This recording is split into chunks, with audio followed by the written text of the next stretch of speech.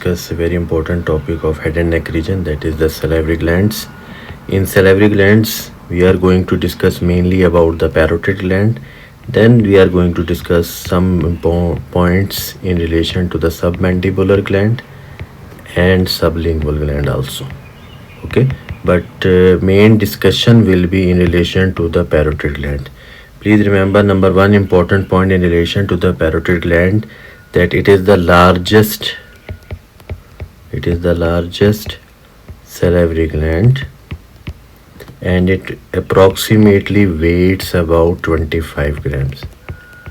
Okay, so this is your, which I am highlighting in blue color, this is our parotid gland now. Okay, as you can see in this diagram, it is situated below the external auditory meatus. Okay, and in front here, this is the masseter muscle. Okay, behind the masseter muscle there will be presence of the ramus of the mandible. I will show you in the diagram also.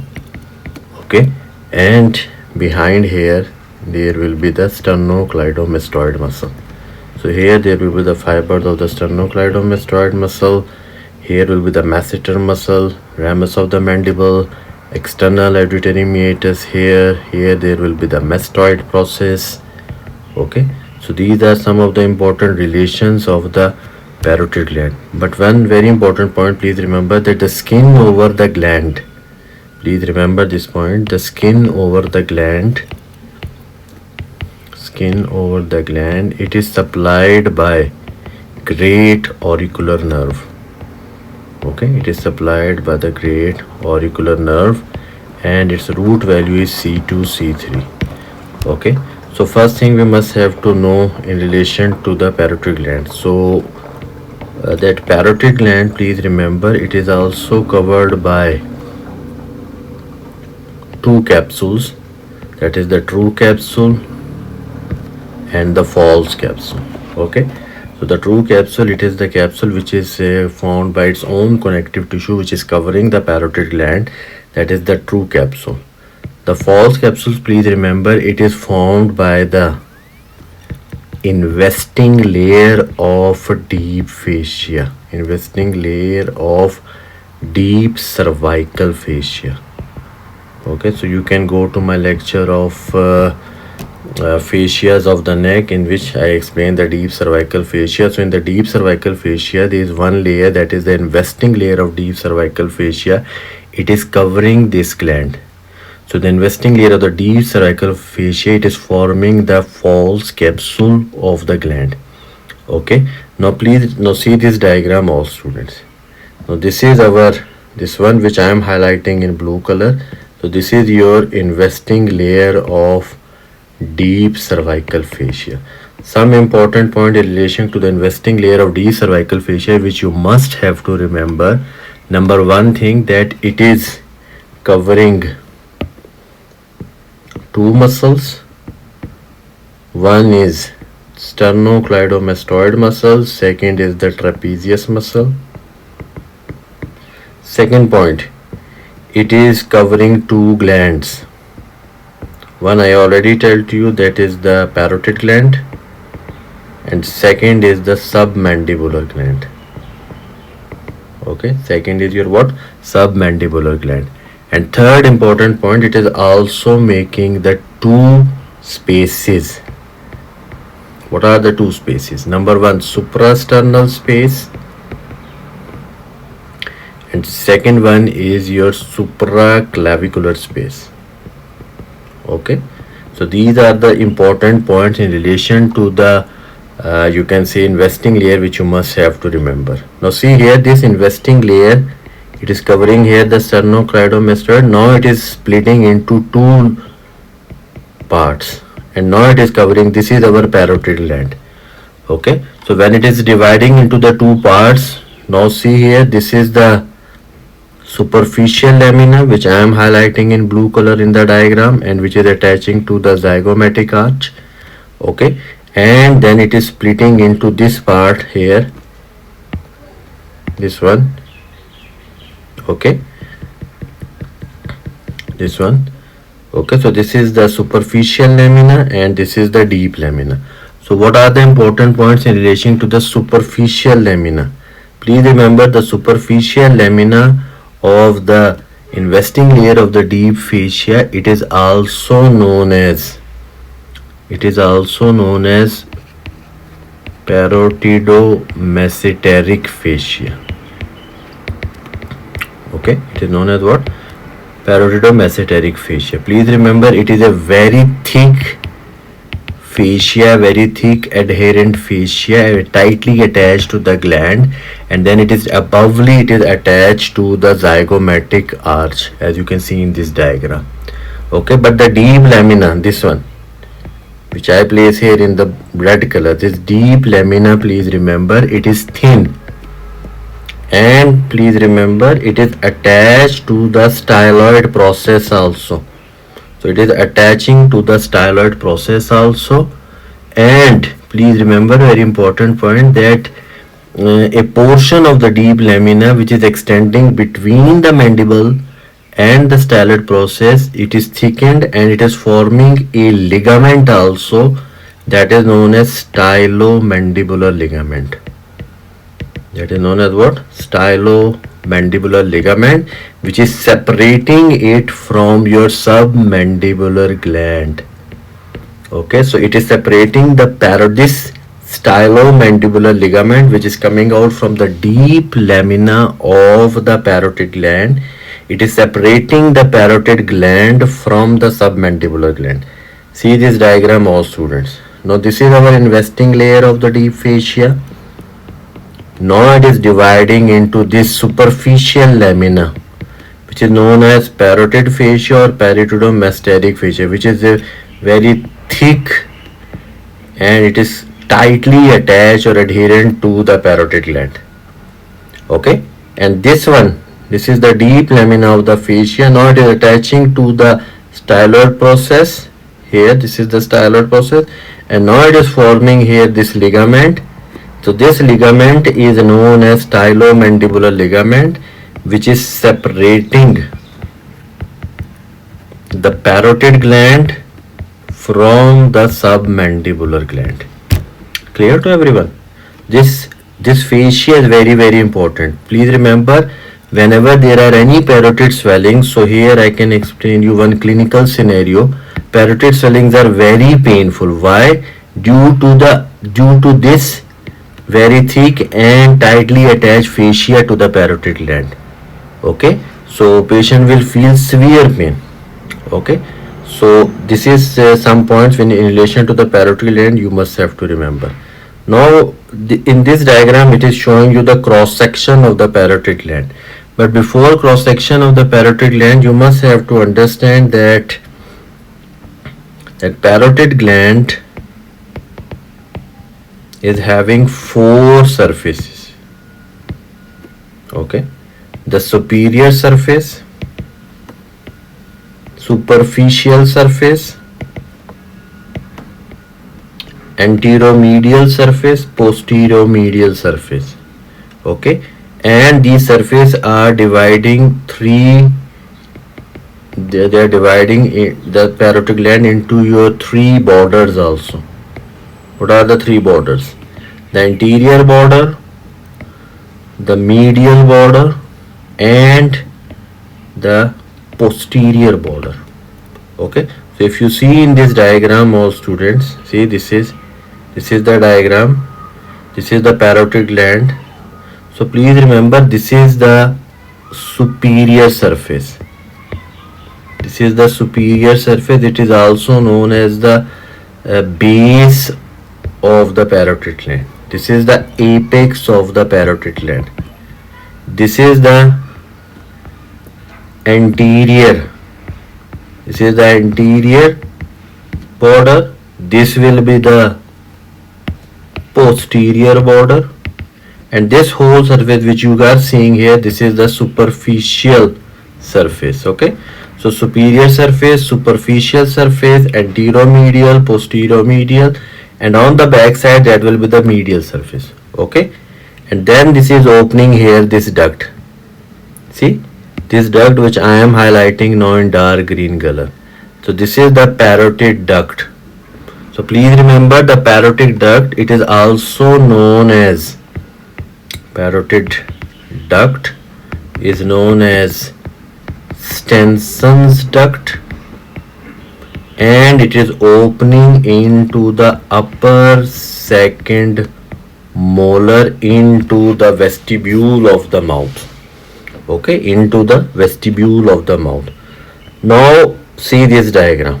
We must have to draw this diagram ourselves, but first of all we must have to know the orientation. So this is the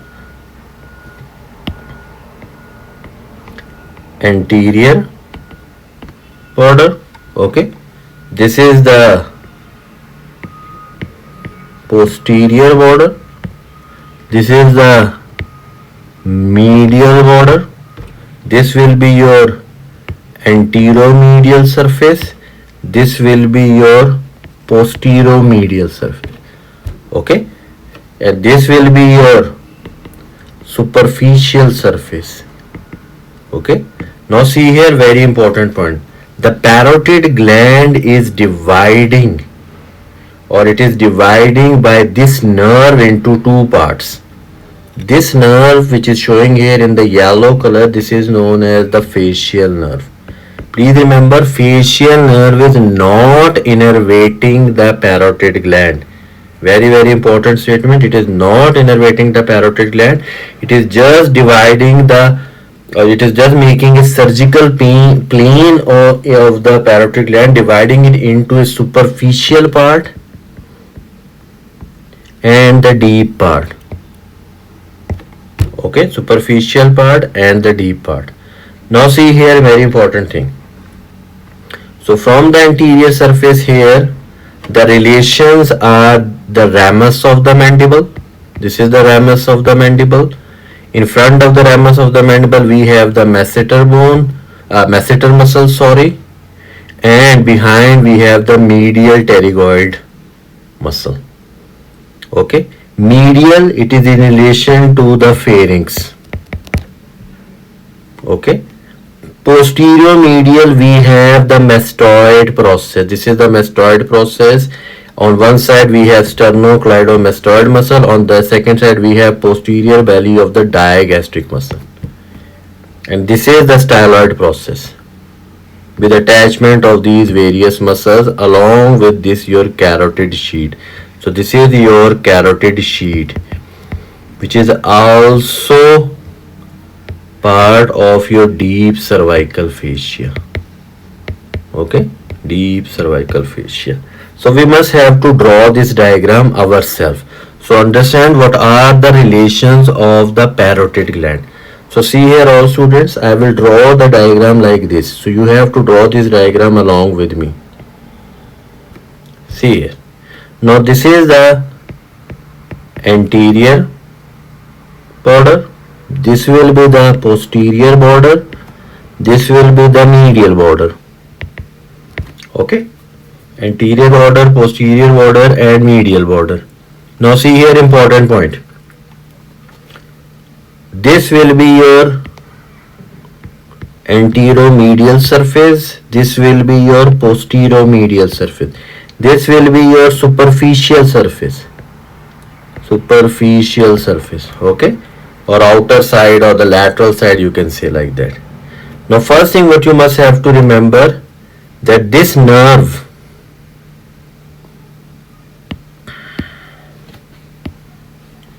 see here all students, this nerve is dividing this parotid gland into two parts, superficial part and the deep part. So this is your which nerve? This is your facial nerve. But remember, very important point, facial nerve is not innervating your parotid gland. Okay, so facial nerve is not innervating your parotid gland. So this is your parotid gland. Okay, now see here, in the anteromedial you have this structure.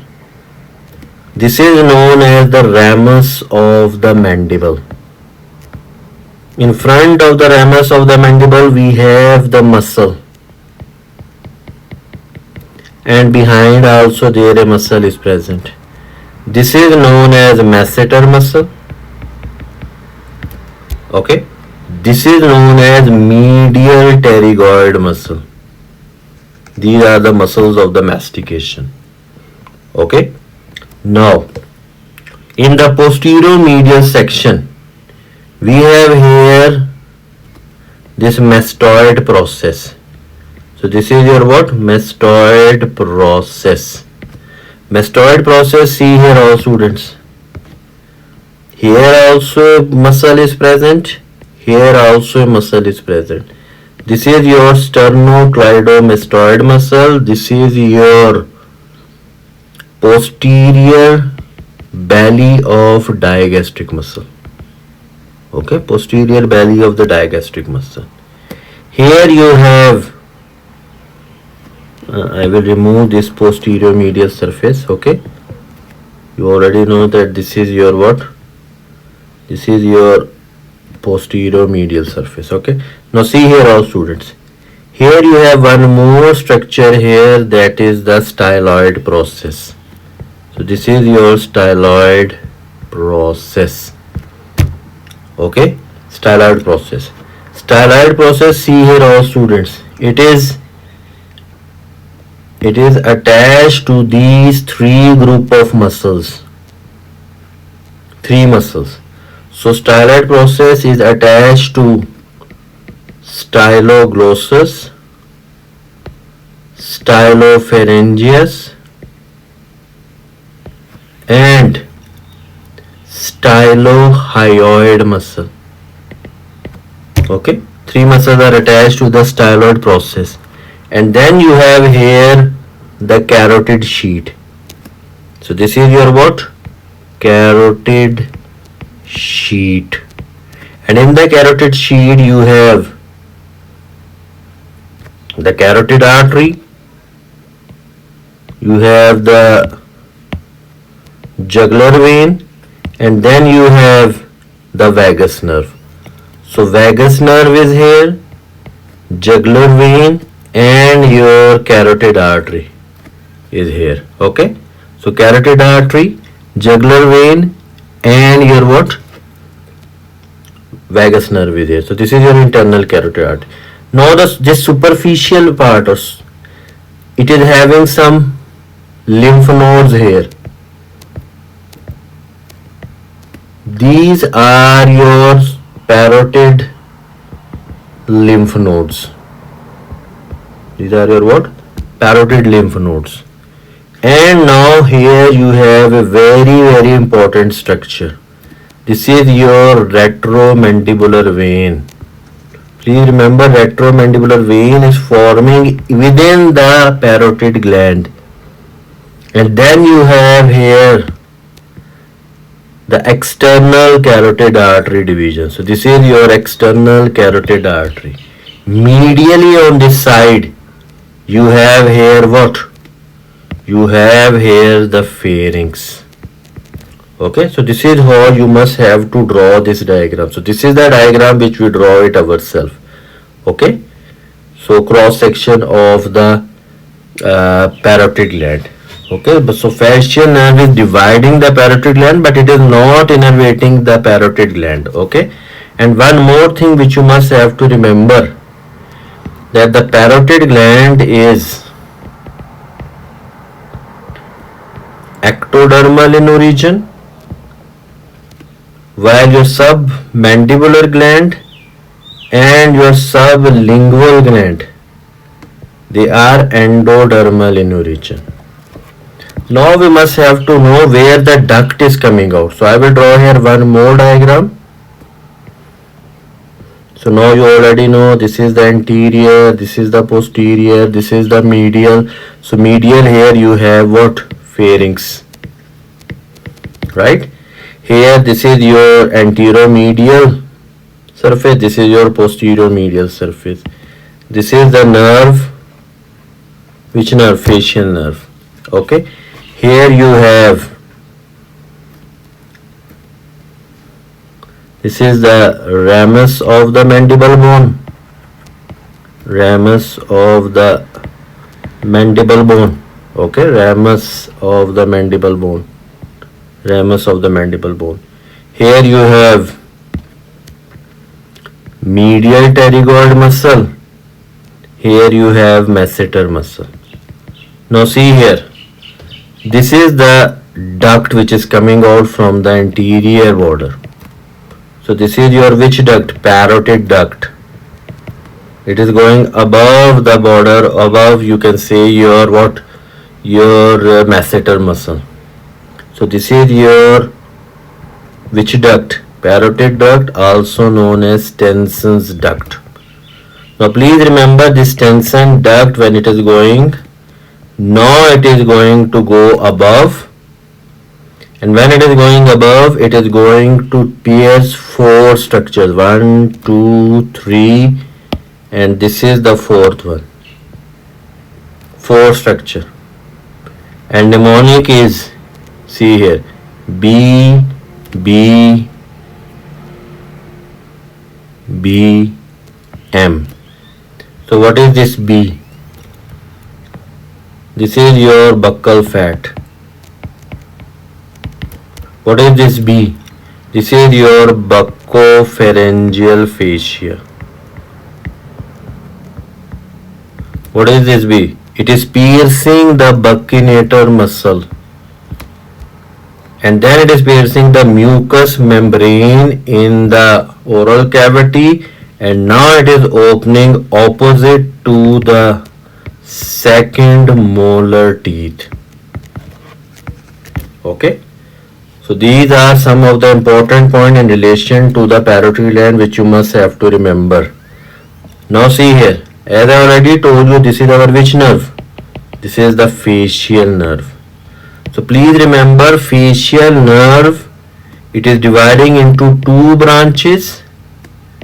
That is your temporofacial branch, and second is your cervicofacial branch. Temporofacial branch is giving 2 branches, the temporal branch and the zygomatic branch. Cervicofacial is again dividing into 3 branches, buccal branch, marginal mandibular branch, and the cervical branch. Okay, so this is your whole parotid gland.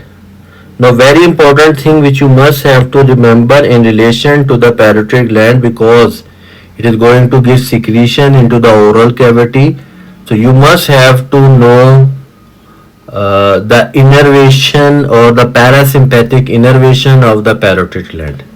So what is the parasympathetic innervation of the parotid gland? It is in relation to the glossopharyngeal nerve. Glossopharyngeal nerve and to the otic ganglion. So we must have to draw one diagram which will make your life easier. So see here all students, you have here the inferior salivatory nucleus. Okay, inferior salivatory nucleus. From the inferior salivatory nucleus, fibers are coming out for the 9th cranial nerve. Which cranial nerve? That is the 9th cranial nerve. Now 9th cranial nerve, please remember, 9th cranial nerve, it is now giving here the branch. What is the name of the branch? It is giving here the branch that is known as the tympanic branch. Okay, this is the tympanic branch. I can complete here the 9th cranial nerve also, then I will continue with the tympanic branch. That 9th cranial nerve, it is also going here, and now it is giving innervation to the stylopharyngeus muscle,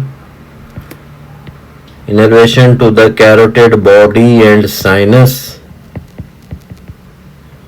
to the tonsils also, and to the posterior 1/3 of the tongue also. Okay, inferior salivary nucleus, and here you have the ninth cranial nerve nucleus, which is present in the medulla oblongata. So fibers are going here like this, and then it is dividing into the two branches like this. Okay, now see here, this tympanic branch, now it is important for us, this tympanic branch, it is entering into the middle ear cavity. This middle ear cavity, it is forming here the tympanic plexus. Okay, from the tympanic plexus it is giving here a branch that is known as lesser petrosal nerve. Okay, which nerve? Lesser petrosal nerve. And please remember, this lesser petrosal nerve, I am drawing it here because I don't have space here. So this lesser petrosal nerve, it is passing through foramen ovale, and when it is passing through foramen ovale, now it is ending in this ganglion. So this is your otic ganglion. Which ganglion? Otic ganglion. So pre-sympathetic fibers or preganglionic fibers for the you can say parotid gland, it is given from the lesser petrosal nerve to the otic ganglion. From here, the fur fibers from the trigeminal nerve, postganglionic fiber, trigeminal nerve. Now it is going forward, and now it is innervating your parotid gland. And the name of this branch is known as auriculotemporal nerve. It is your which nerve? Auriculotemporal nerve. So this is your whole relation of the parotid gland. So this is your which ganglion? This is your otic ganglion. Okay. Now one very important point which you must have to remember, clinical correlation, that is known as Fraze syndrome. So what is the Fraze syndrome? Please remember, whenever you perform Fraze syndrome, for example, you perform parotidectomy, removal of the parotid gland. After this operation, sometimes what happen, that these auriculotemporal nerve, these are your which fibers? They are your secretomotor fibers. So these auriculotemporal nerve starts to regenerate. And when it starts to regenerate, what is going to happen? It is going to join the great auricular nerve. Okay, great auricular nerve, which is innervating the skin. Okay, which is innervating the skin around your, you can say, the parotid gland. So when it joins the great auricular nerve, it is going to cause stimulation of the sweat glands and causing hyperemia in the area of the skin. Supplied by this nerve. So this is known as what? Fraze syndrome. Okay, so once again, you perform parotidectomy, removal of the parotid gland. Sometimes what happens, that these auriculotemporal nerve fibers, which are secretomotor fibers, they will regenerate, and when they regenerate, they are going to join the great auricular nerve, and when they join the great auricular nerve, it will cause the stimulation of the sweat glands and hyperemia in the area which is supplied by this nerve. So patient will develop Fraze syndrome. So whenever person is going to eat something, there will be sweating in the region supplied by your which nerve? Auriculotemporal nerve. So it is also known as Fraze syndrome. It is also known as auriculotemporal syndrome. Okay, clear to everyone? Now some points in relation to the submandibular gland. Please remember that submandibular gland,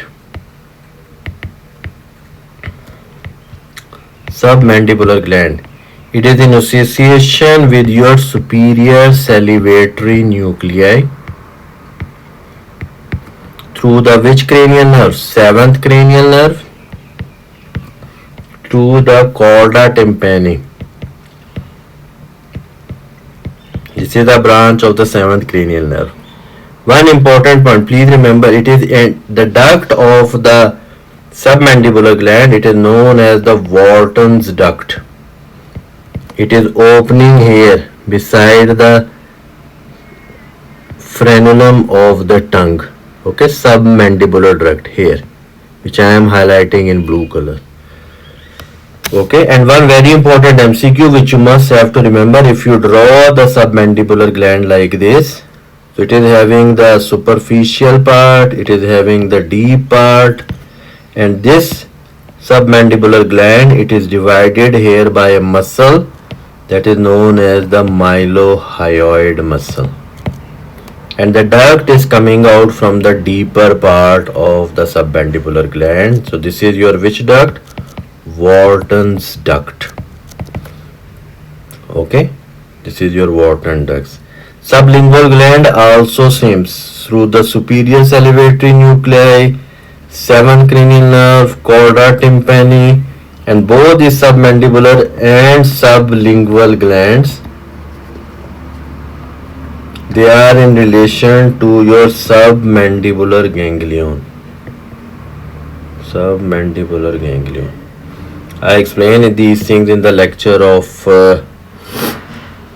facial nerve, so you can see it from there. So see here, this is the submandibular gland, this is the Wharton's duct, and it is opening here around the frenulum of the tongue. This is your sublingual gland, and it is also opening here. 8 to 10 to 12, 20 ducts are opening directly at the base of the tongue. Okay, so this is your topic of the main topic of parotid gland, sublingual gland, and submandibular gland. I hope it is clear to all of you. Thank you.